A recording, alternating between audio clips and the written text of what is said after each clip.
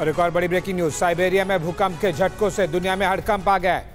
Siberia में रूस के बड़े न्यूक्लियर टेस्ट की आशंका है। साइबेरिया में 8.4 तीव्रता के भूकंप का दावा किया गया है। साइबेरिया में है रूस की न्यूक्लियर साइट्स। आपको बता दें कि इस न्यूक्लियर टेस्ट की वजह से भूकंप की अटकलें लग रही हैं।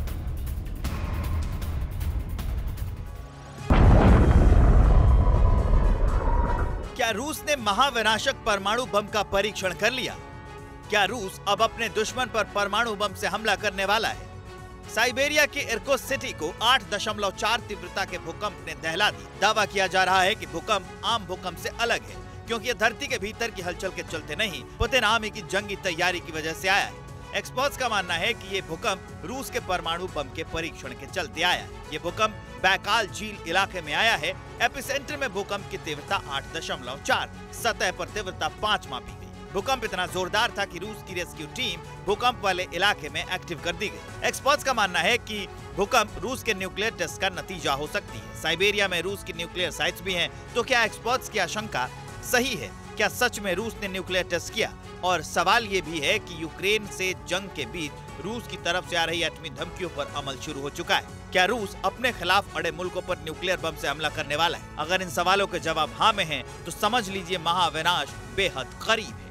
नाटो को करना पड़ सकता है न्यूक्लियर वॉर का सामना। पुतिन के रुख पर पूर्व अमेरिकी खुफिया एजेंट का बड़ा दावा। रॉबर्ट बै ने पुतिन को कहा फांसीवादी और बेलगाम। कोल्ड वॉर से ज्यादा खराब आज के हालात हैं, ये कहना है रॉबर्ट बै का। पश्चिम ने रूस की ताकत आंकने में गलती की।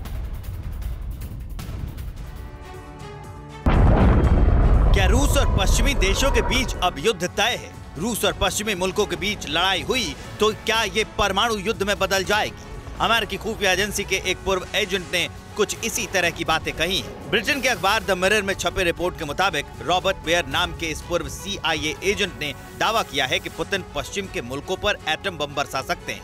बेयर ने अपनी किताब द फोर्थ मैन में दावा किया है कि क्रीमिया पर कब्जे के बाद से ही रूस मुश्किलों में है। यूक्रेन से खिंचती जंग के चलते इस वक्त पुतिन बेहद गुस्से में है। इसके अलावा पश्चिम की तरफ से यूक्रेन को हथियारों की सप्लाई रूस से जंग का खतरा बढ़ा रही है। अगर पश्चिमी मुल्कों से रूस की जंग हुई तो पुतिन आर्मी एटम बम से हमला कर सकती है। ये सच है कि रूस की तरफ से एटमी हमले का ये दावा वेस्टर्न डिफेंस एक्सपर्ट ने किया है, लेकिन इससे पहले की घटनाओं पर नजर डालें तो रूस के एक्शन भी इसी तरफ इशारा करते हैं। रूस ने यूक्रेन पर हमले के 3 दिन बाद ही अपना न्यूक्लियर कमांड एक्टिव कर दिया था। इसके बाद रूस के डिफेंस एक्सपर्ट और सत्ता प्रतिष्ठान से जुड़ी नामचीन हस्तियां भी एटमी हमले की धमकियां दे चुकी हैं। और इस बीच रूसी सेना का यूक्रेन के कई शहरों पर हमला हो रहा है। रूसी सेना ने सुमी में आर्टिलरी से फायरिंग की है। खार्किव में भी रिहायशी इलाकों पर हमले की खबर है। और वेस्ट में भी रशियन सेना का ताबड़तोड़ अटैक हुआ है।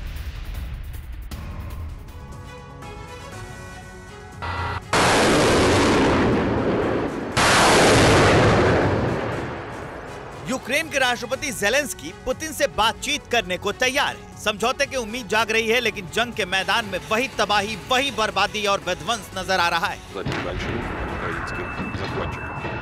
जंग के 106 दिन होने को हैं और रशियन आर्मी यूक्रेनी ठिकानों पर कहर बरसा रही है। रूसी सेना ने यूक्रेन के सुमी रीजन में बॉर्डर सर्विस की बिल्डिंग को निशाना बनाया, जिसमें बाचेवस्क का चेक पॉइंट पूरी तरह से बर्बाद हो गया। खार्किव में रूस के हमले जारी हैं। मिसाइल हमले का जो नया वीडियो सामने आया है वो हैरान करने वाला है। पुतिन की आर्मी खार्किव के रिहायशी इलाकों को लगातार निशाना बना रही है। इस हमले में कई लोगों के घायल होने की खबर है। रूसी सेना ने यूक्रेन के आर्टेमोव्स्क को भी निशाना बनाया। इस हमले में कितना नुकसान हुआ अभी इसकी कोई जानकारी नहीं है, लेकिन रूस की तरफ से जोरदार हमला किया जा रहा है। रूसी सेना का लुहांस्क पर पूरी तरह से कब्जे के लिए जंग जारी है। सेवेरोडोनेत्स्क में यूक्रेनी आर्मी को निशाना बनाकर हमला किया गया है। यूक्रेनी रक्षा मंत्रालय के मुताबिक रूस ने अब यूक्रेनी सैनिकों के घरों पर मिसाइल हमले की योजना बनाई है। अड़ी सोमवार से शुक्रवार शाम 6 बजे सिर्फ TV9 भारतवर्ष पर।